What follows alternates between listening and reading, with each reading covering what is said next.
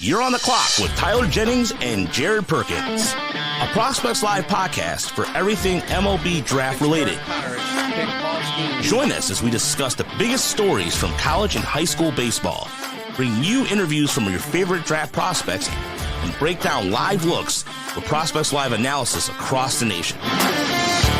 Get ready, because you're on the clock with Tyler Jennings and Jared Perkins. Alrighty, welcome to another episode of On the Clock, powered by Prospects Live. I'm Jared Perkins. That's Tyler Jennings. Tyler, how are you doing today? Tired, but we're here. Yep, gotta love it.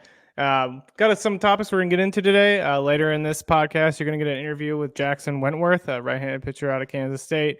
Absolute animal out of the bullpen for them, but has also moved to the rotation now. So we talked a little bit about that, what that transition is like. But before we get to that interview, Tyler, you had some live looks, lots of live looks over the weekend, not just college, but some prep guys as well. Take us into some of that. Yeah, no, so they're both college guys, actually. No prep. Yeah.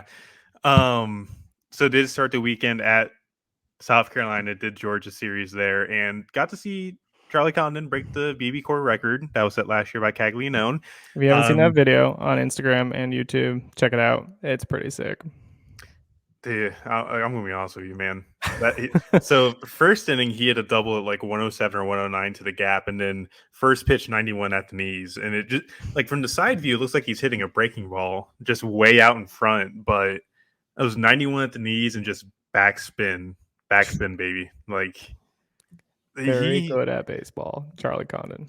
Everyone landed right underneath the scoreboard in left field too. 105, 427, like. I think I was happy after that, but Friday what we did was William Mann, he works for us. He also does stuff for the South Carolina baseball team itself. He's one of the student managers. So I asked him, hey, can you go ahead and keep an eye on one camera? I'll bring the other two to Presbyterian to see Daniel Egan. And he agreed to it, and I appreciate him wholeheartedly for doing that because he's an awesome kid. Really has done a great job of just maturing and pushing himself forward into the industry in the past year or so. Like this time last year, he wasn't part with the team. Now he's really full in with the team. He's interacting with all kinds of scouts at the games. Like I'm really proud of how he's really changed what he's done in the past year. So I'm excited for what he's got in the future. But yeah, so he had one camera. I took the other two to see Daniel Egan, and Egan's breaking balls are really disgusting. I'm not a big fan of the fastball personally. It was like 90-94, but the Citadel hitters were kind of on it a little bit. You got 2 home runs they allowed on the heater. But they just could not touch the curveball and the slider. He would set up the curveball, landed a few times for a couple strikes, and then he would just really finish with the slider low and away from righties. And it worked. It worked for a little bit. He did get a little tired towards the end. You could tell he was kind of laboring, couldn't land the curveball for strikes really. But overall, like I can see someone pulling the trigger in like the 4th or the 5th round where like it may not be a starter at the next level. It could be a guy that just really spams breaking ball and kind of just tries to get through relief innings. But the field of spin's there, really landed the curveball well early on. Like I don't think there was a ball with the curveball in the first like 3 innings of the game. It was really electric. But then we kind of just did that, went back to South Carolina again Saturday. Didn't really have much to really show. It was kind of a wild game. Garrett Gainey looked solid across, I think, either 5 or 6 innings. And then the wheels just came off of South Carolina's bullpen, really. They intentionally walked Charlie Condon with someone on first and second to load the bases. That's not good. I mean, I guess I get it, but... they wanted to pitch around the pinch hitter, Logan Jordan, who came from Campbell as a grad student to Georgia. Yeah. 2 pitches in, hits the grand slam to take and they just blew it open right after that. It was kind of, I don't want to say impressive, but definitely something that someone mentioned to me beforehand. It's like, hey, Matthew Becker got taken deep twice by Jordan in the South Carolina regional last year when he was at Campbell. And they switched Becker out for another reliever, and then 2 pitches later goes yard. So thought that was pretty funny, but like Georgia, man, that team is really looking good down the stretch. Yeah. They've swept Vandy at home. They swept South Carolina on the road. And I do believe they get Florida next week to close out the SEC. I think they're going to be hosting this year. I don't think there's a doubt in my mind at this point. And they've got a new head coach this year too. So it's kind of cool to see them do that. All the LSU pitching coach took over. One guy I wanted to ask you about, because I think he gets kind of overlooked a little bit because of Charlie Condon, is Slate Alford. I know he's got a little bit of swing and miss issues, but I wanted to get your take on him. Yeah, the power is kind of like the big selling point there, I think. That's what I figured. He did have a couple moments where like he had a home run on Saturday to kind of get Georgia back into that game. Just about cleared the bleachers in left field. And he made a really play at second base, but there was also times where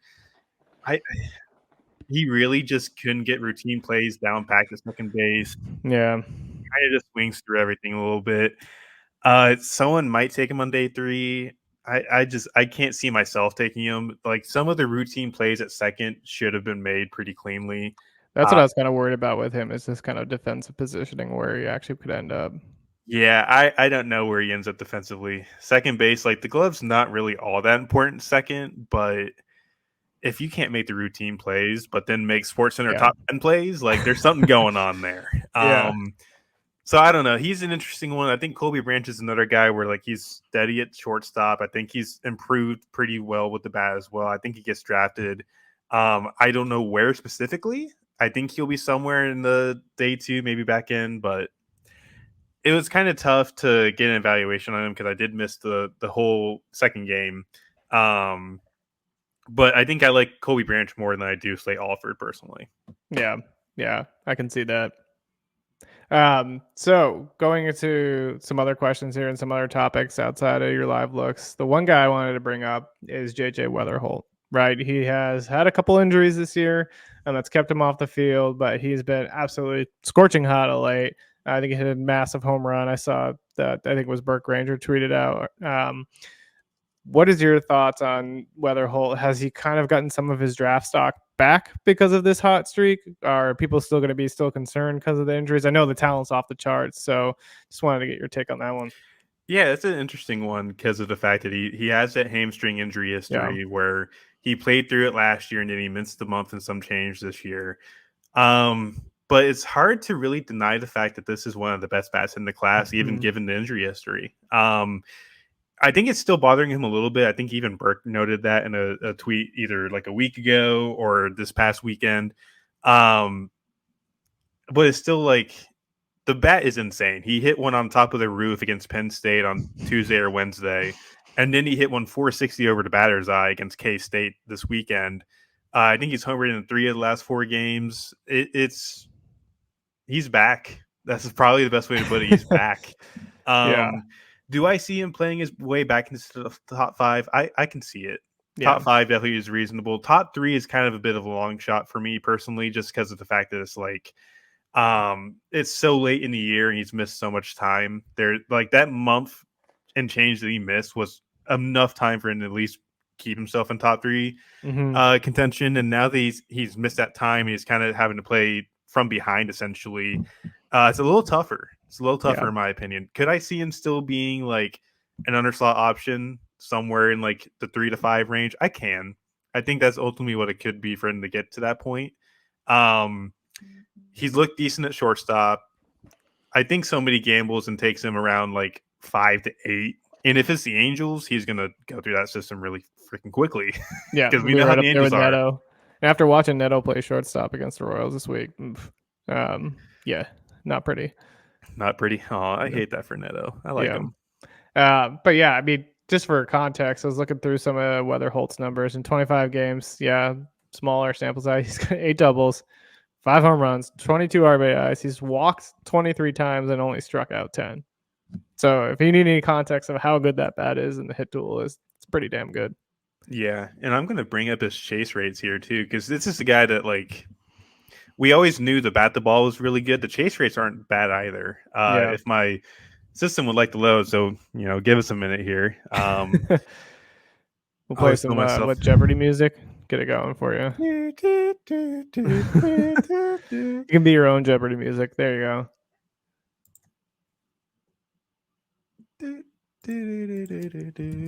Awkward silence for the audience. We're leaving this in too, by the way. Oh, you're leaving it in? Thank you. I appreciate that. Yeah, it's staying. Blame my internet. Blame my internet. I got it on it.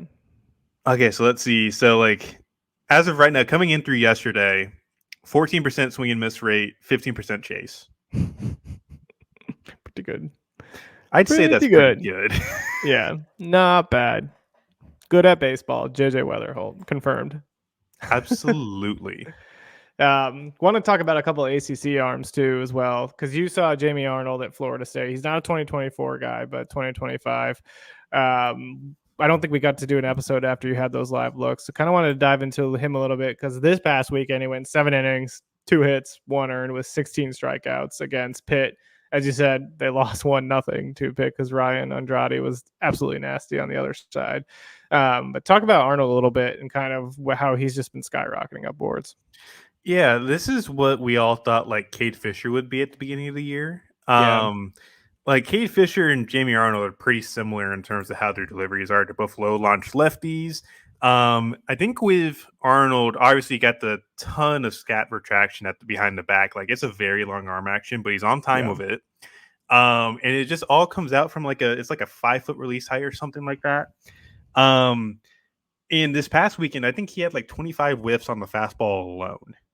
And really just pitched off that. Got 17 strikeouts in 7 innings on, I think, 98 pitches. Just bullying a Pittsburgh lineup. Sorry. And the thing is, it's not like a true 4-seam. It's more of like a running 2-seamer with like 10 inches of vertical, kind of looking like 15 plus inches of horizontal run. But given the fact that it's super flat, comes out from that low launch, it's really deceptive, and it gets on guys really quickly. He's also been into the mid-90s this year. When I saw him, he was like 90, 94. It really had the slider going that day against Duke. He told reporters after the game he didn't feel like he pitched his best, but he still struck out 9 in 5 innings, only allowed 2 runs. That's pretty good, not best. Yeah, it really is. And like the slider itself can be a beast. Yeah. I think it's like a little mid-80s sweeper with like 10 inches of horizontal sweep. The changeup still needs some work, I think. And I think that's the biggest thing for me at this point with Arnold is the fact that the changeup's not really been utilized, and I don't think he has quite as much feel for it at this point. But he's also still got a year to kind of figure that out. Like he's still going to be pitching on either the Cape or Collegiate this summer. So you're going to get more looks at it, and then of course fall ball. And I trust Link Jarrett and Florida State to kind of iron out the consistency issues with the change-up and kind of get him back on track and make him the top 10 pick that we think he can be next year. Because I think at this point, it's kind of hard to really ignore the fact that, hey, this might be the best arm in the class next year. Yeah, he's been absolutely on fire. It's kind of cool to see too, just because they just got a stacked pitching staff in Florida State, and the fact that he's kind of put himself at the top of it has been really awesome to see. It's also like the FSU staff has been injured. Yeah, Ben Barrett's been out. Connor Whitaker just came back this weekend. Cam Leiter, we're still waiting to see when he comes back.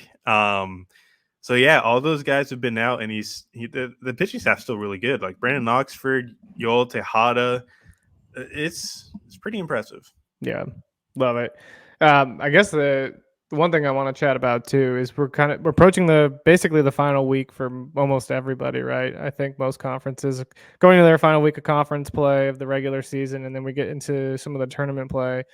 For some of the MLB draft guys, what are some of your expectations in this final week? What are you looking for? Who are you trying to see to really kind of prove to where they belong in the terms of getting drafted?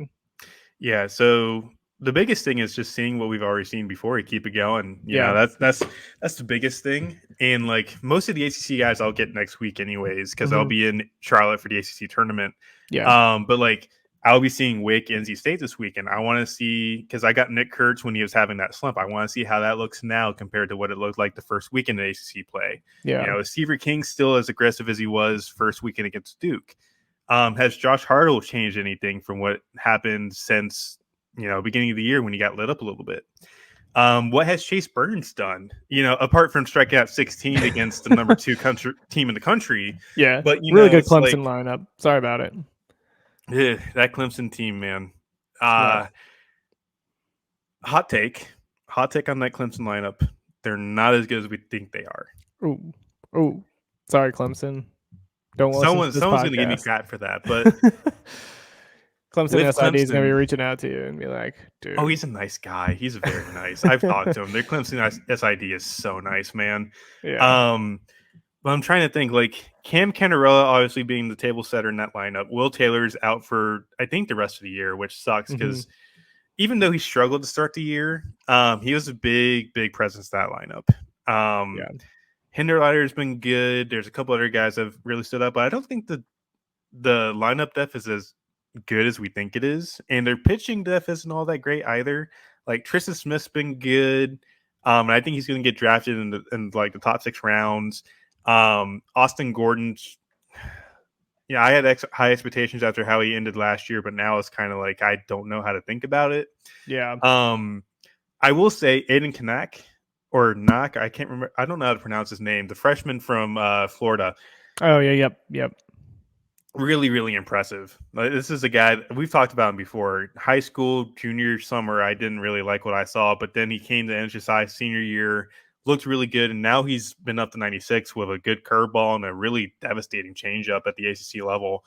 I wouldn't be shocked if he's the freshman ACC pitcher of the year, to be honest with you. I think he's the front runner. And if Drew Burris wasn't even part of the ACC, he's the ACC freshman of the year, personally. But outside of that, like, I just don't like the pitching that they have at Clemson right now. And unless something really changes come tournament time, I mean, they just got swept on the road at Wake. They have a series loss against NC State at home, which was something I wasn't expecting personally. I think NC State has like 4 top 10 series wins now after going to Virginia and beating them this weekend. Yeah, Virginia was in the top 10 too. Yeah, they were ranked 10th. Yeah. Honestly, at this point, I wouldn't be shocked if NC State's hosting. Yeah. ACC is just also going to be like up in the air. It's like that tournament's going to be fun. And then like ECU just got swept to Tulane, so I don't know if they're like a top 8 seed now, but I think ECU is still going to be hosting. It's just going to be a tougher road now because they basically have to win the American at this point. But like, I still want Coach Godwin to go to Omaha, man. ECU's been they have been knocking on the doorstep for years at this point, and I really want to see them finally knock down that door because they have. I know, man. They get so many tough opponents. They had Vanderbilt when Jack Leiter and Kumar Rocker were there. They had to go out to that. They got swept in 2 games. They had Texas at home a couple years ago, which I thought ECU was going to win that. They have home field advantage, and let me tell you, that crowd in Greenville is insane. Nuts. I remember watching that. It's stupid. Dude, when I tell you the ground shakes in the jungle at Clark LeClaire, it fucking shakes. Yeah. Like they are some loyal fans. And let me tell you, they deserve something good this year.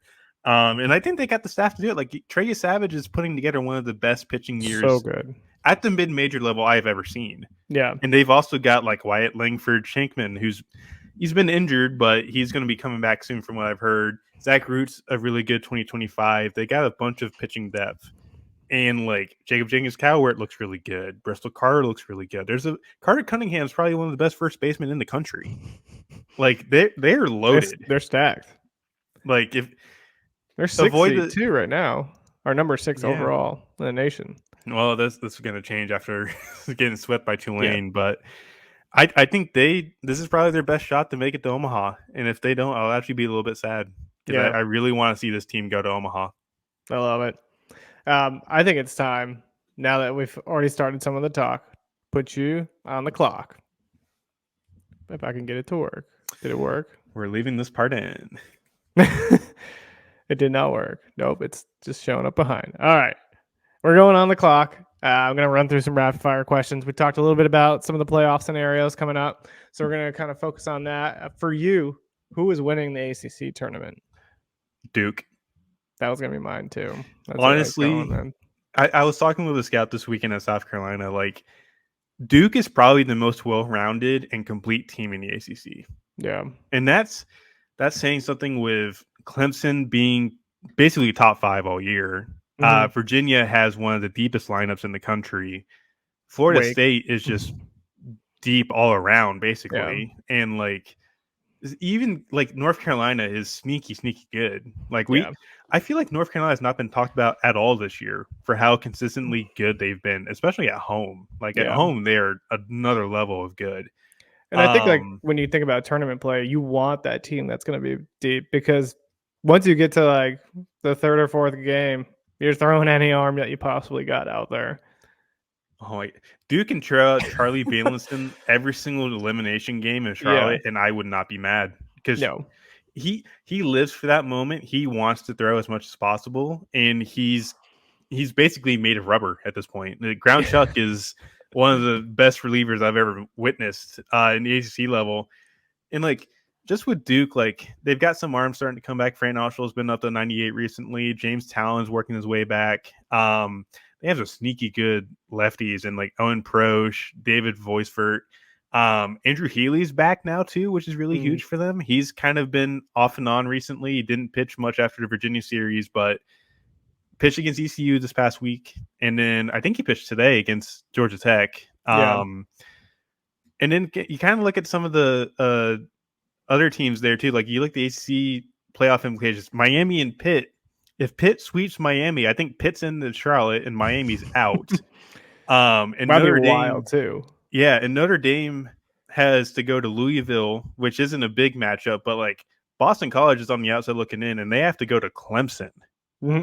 Good luck. So it'll be interesting to see how the ACC shapes up. And plus, like from like the third spot in the ACC to like the 10th spot is all within like a game and a half. Yeah. So like anything can happen in the ACC at this point. It's going to be fun this final weekend.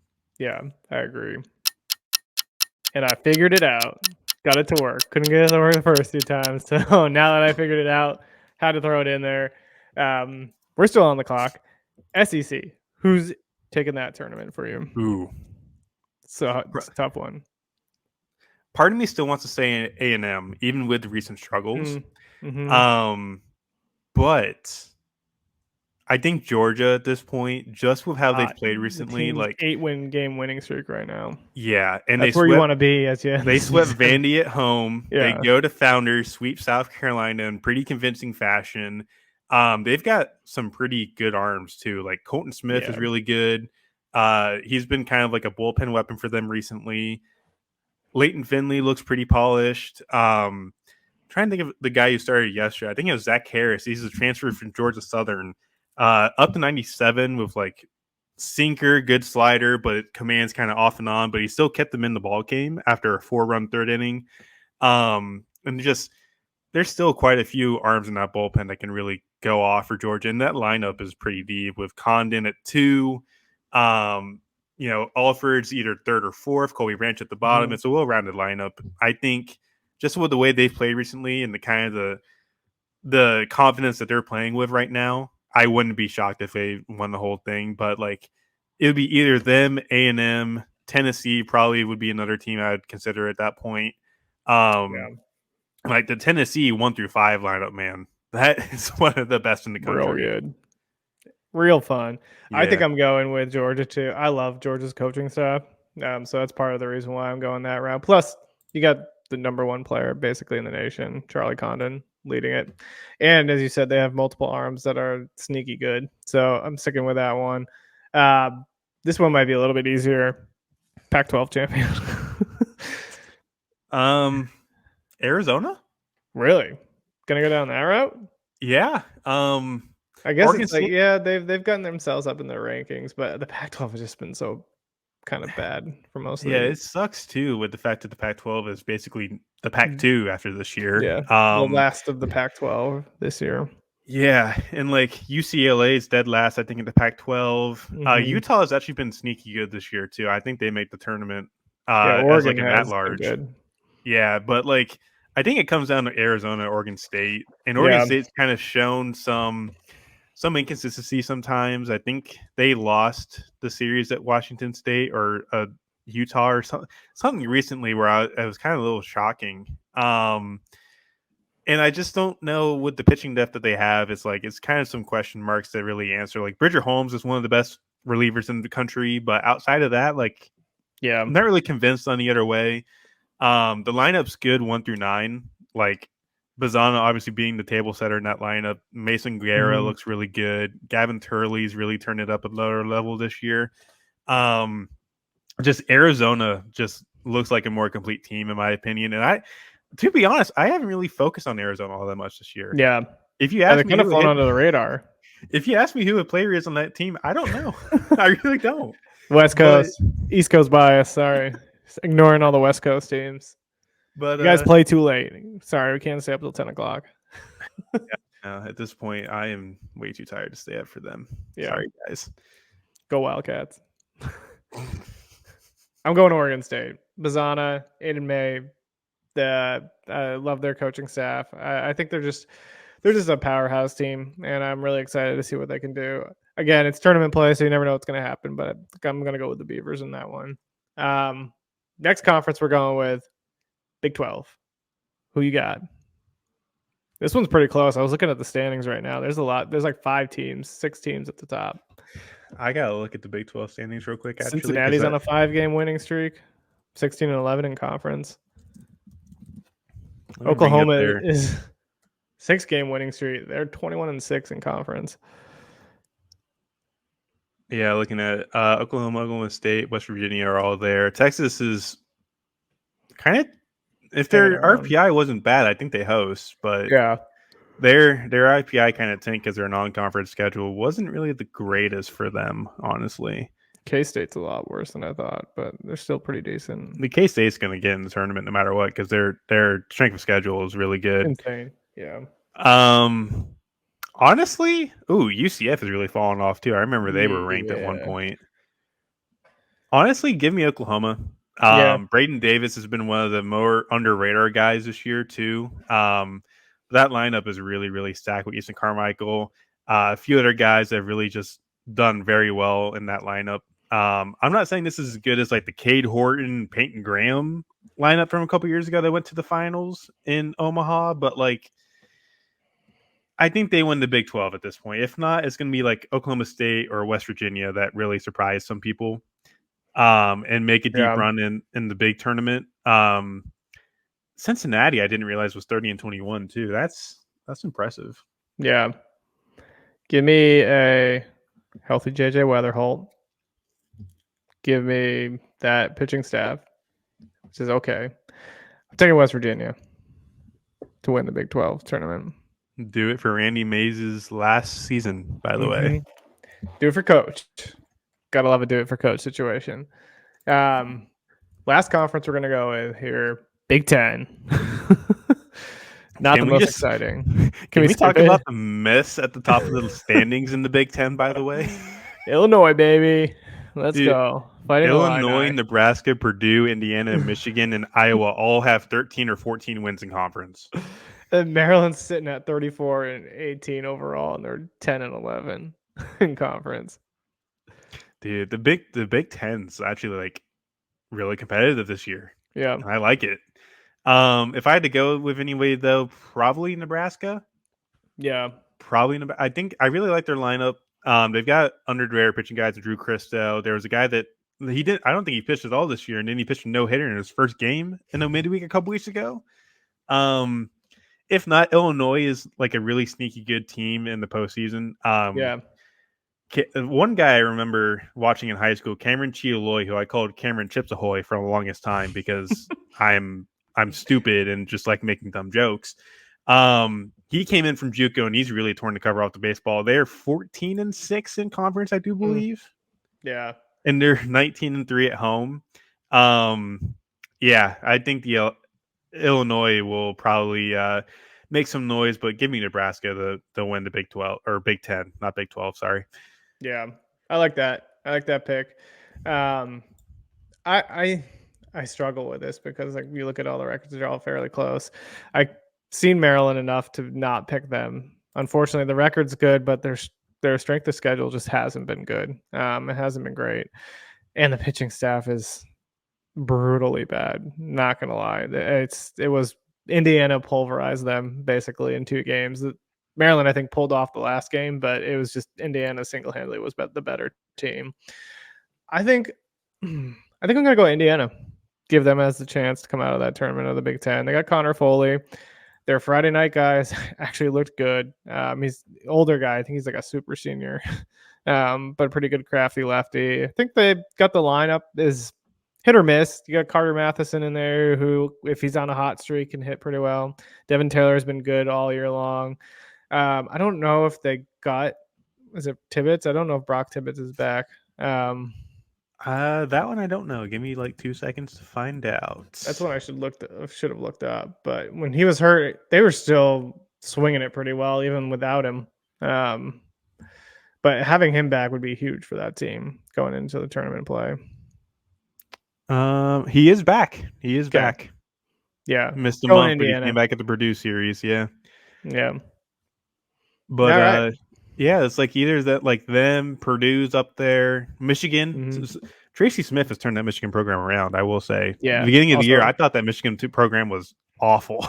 Tracy Smith was terrible at Arizona State, so good for him for turning around. Yeah, Michigan being 13-8 in conference, I did not expect that. So good on Tracy Smith for turning that program around. That's a really good season, and they like.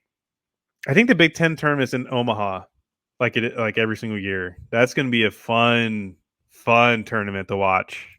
Yeah. Also, I will say, some guy who doesn't get enough credit on the Indiana lineup. When I watched him against Maryland, he provided basically all the offense. Nick Mitchell, he's hitting 364 in the season, 5 home runs, 48 RBIs, 14 doubles, 2 triples. He's only struck out. He's walked 35 times in 43 games and struck out 30. Dude's good. Like, he's just kind of a small, scrappy right fielder. He doesn't really have a defensive position, so that's part of the reason he's playing right field. But he's been hitting 3-hole, I think, for them, and then the 5th spot. So he's been providing production for that team, and I think they're going to be sneaky good, win the tournament for the Big Ten, not the College World Series people. Hey, you never know. You never know. Last question. As of today, who is your College World Series champion? To remind everybody, you picked Wake Forest, I believe, right? At the beginning of the season, I picked LSU. Those picks we got those wrong. Yeah. Well, I mean, Wake could probably still come back and do it. They looked better recently. LSU, I don't even know if they make the tournament at this point. I think they're still on the outside looking in for Hoover too. Yeah. Honestly, yeah, they're 10-17 in conference. Yeesh. Probably Texas A&M still. I think they're probably still the most well-rounded team in college baseball, even with the hiccups they had recently. 3-headed monster rotation with Prager, Lampkin, and Sadeo, who's now starting. He's actually pitching right now against Ole Miss. Mm-hmm. 5 shutout as of right now. Go Sadeo. I really like you. And then like Grahovics, Laviolette, Montgomery, Teddy Burton's still out, but like Jackson Appel's really good. Camarillo's one of the best shortstops in the country defensively. He's really, really good. Hayden Schott, Caden Sorrell, like I can just go on and on about how good this team is. Yeah. I think A&M's probably still my favorite right now. I just need some more confidence in the last season, or they get Arkansas at home next week and then they go to Hoover. I would like some more confidence that if they win the SEC tournament, I think they have a better chance, in my opinion, at that point. Yeah. To go back to my LSU pick, they are 10-17 in conference. They did win their series against Missouri. They won their series against Auburn. They won their series against Texas A&M, and they split they won their series, or they lost their series to Alabama. So they've won 3 of the last 4 series going into Ole Miss. Yeah, who knows if they'll make it to Hoover, but at least they will. Actually, I'm looking at the standings now. Missouri is 8-19. Auburn is 6-21. Which is kind of shocking considering I think Auburn was one of the favorites to come into the year. Poor Auburn slate though to start the year. So my God. Good luck to you. When you have a schedule that brutal, that kind of makes more sense. But they've just not picked it up since, and it sucks for them. I really like a few guys on that Auburn team, Mike Irish, Hayden Murphy, Zach Crotchfeld, to name a few. Just sucks to see it that they're so far down. And I think given the fact that LSU or like Auburn can sweep next week and only get to 9 wins. Yeah. Missouri, maybe, but like it's kind of a tough task. But who knows? I think LSU is pretty safe to make it to Hoover at this point. Yeah. My pick that I'm switching to is the Arkansas Razorbacks. Behind Hagen Smith, I like that pitching staff. Pitching staff is very good. Lineup's a little interesting. I mean, it's not it's not your like powerhouse lineup, but they've gotten some production from Peyton Holt, Peyton Stovall, and a couple of other guys. So, gonna give it to the Razorbacks. They're 41-10, I think, at this point. Just took a series against number 14 Mississippi State. So that's what I'm switching to for my pick. Speaking of Mississippi State, can we just talk about the turnaround they've made this year? Insane. With Chris Lemonis. People were calling for Lemonis' head at the beginning of conference play, and now they've turned into a position to where they're probably going to be hosting. Mm-hmm. Insane. So gotta love it. Shout out to Lemonis for turning that club around, man, because that is a good baseball club when they're hot. Yeah, absolutely love it. Well, that does it for us. Before we go, what can we expect, Tyler, in terms of content here coming from the draft team? We will have the top 300 update coming out here in the next week or so. Been working on that. Well, I had that hiatus with finals and then worked a little bit more on it this past weekend. So hoping to get that up soon. Jake Bardry has got some live looks that he's had that I'm going to get uploaded here in the next couple days. And then just really everything else. Like I'll be at NC State this week for the Wake Arms and Nick Kurtz and everyone like that. We get tournament play. Regionals, I really don't know at this point. It's hard to cover those and get. It really is. Even with cool the amount you can of write something, but I don't know. Yeah, even with the amount of like teams in this area that are probably going to be hosting, it's just so tough to make it logistically work. So probably going to take a break until we get the collegiate and the USA stuff this year. Which collegiate announced their schedule. They got 2 tryout games, and then they have a series against Chinese Taipei. And then I think the 4th of July game is going to be in Fayetteville again, which is going to be cool. Because I really do like that Woodpecker Stadium, man. Yeah. The Fayetteville Stadium is pretty good. And just the atmosphere of the 4th of July game, too, is like we were in like the 5th or 6th inning last year, and we had fireworks going on around the entire stadium. Cool. Like that's a good experience. If you're in the North Carolina vicinity, just anywhere in North Carolina, make the trip to Fayetteville. The 4th of July game is one of the best games in the country. Is it what? So is that run 4th of July weekend? I think it's the week prior and then the week of. So it's like a 2-week thing. What city is it in? It's mainly going to be North Carolina based. Yeah, okay. So it's like all over North Carolina. Pretty much, yeah. There'll be some games at the USA complex. I think they go to Kannapolis and Greensboro, and then they also do the 4th of July game in Fayetteville. Gotcha.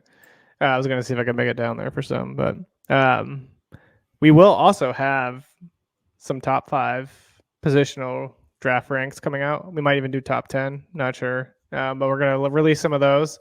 I'm going to try to do some prospect profiles on guys that I've seen for live looks, since I'm kind of done with live looks at this point for the rest of the year. Going to be gone this weekend, so I'll miss the last weekend of those things.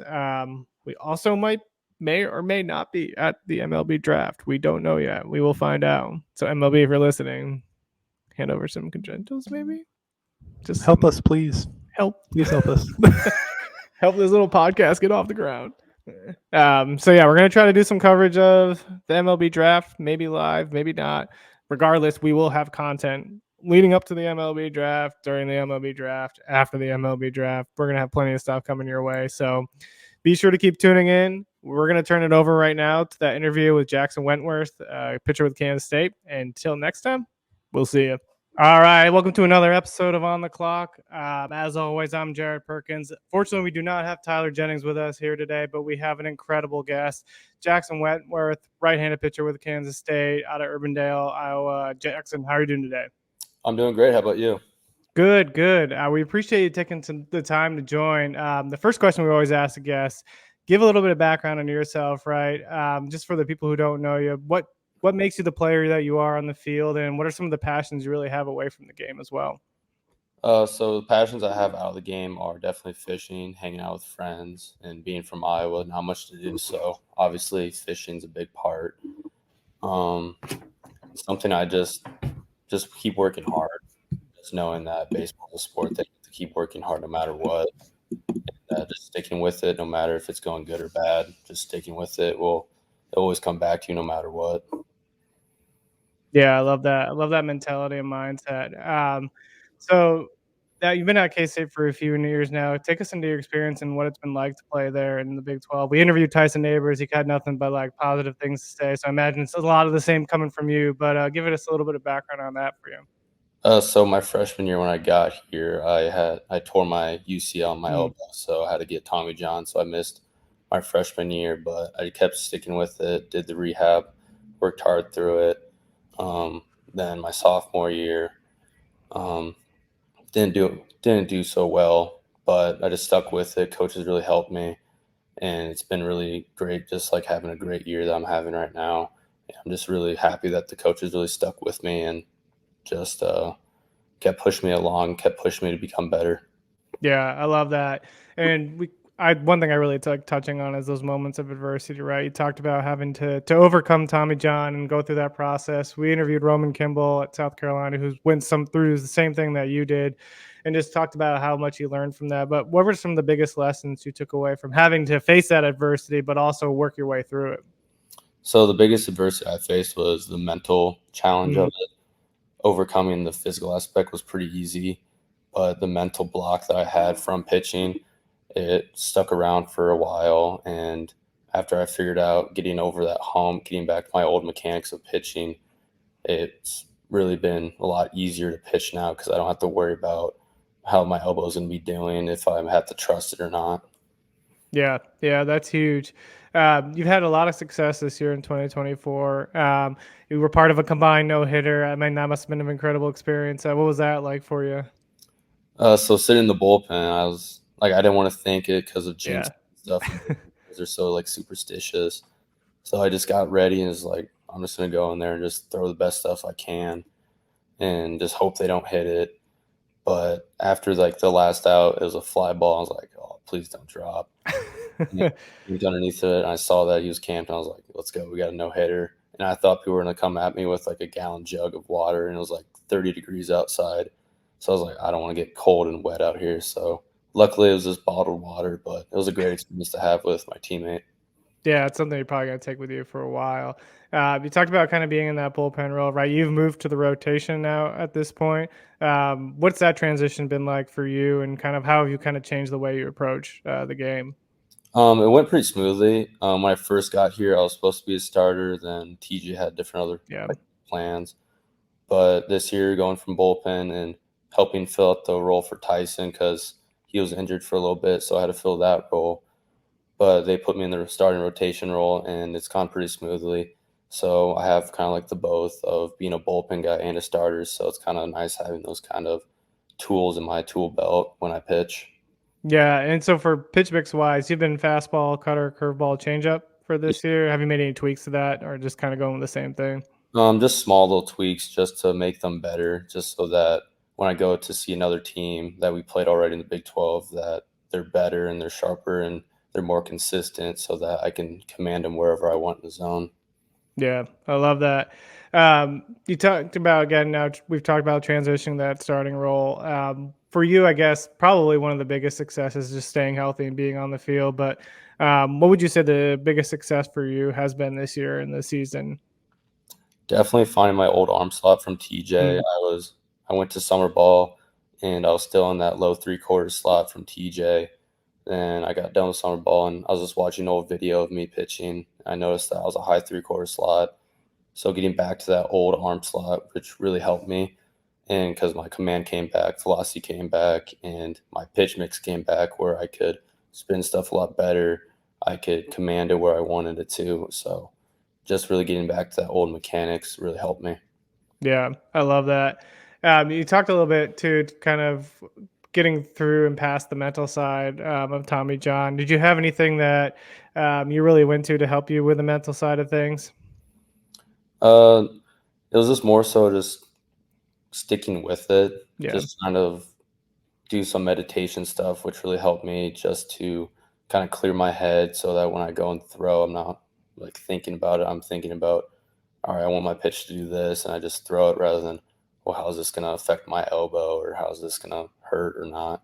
Just having that meditation just to help clear my mind so I can just throw and not worry about anything. Yeah, I love that. We talk about the mental side of things a lot because meditation, kind of coming with those things and kind of being present and focusing on where you are. I think those things are huge. You talked a little bit having to fill in for Tyson in the closer's role. Talk about that relationship and having that relationship with those guys in the bullpen, kind of how you kind of build off each other and push each other to get better.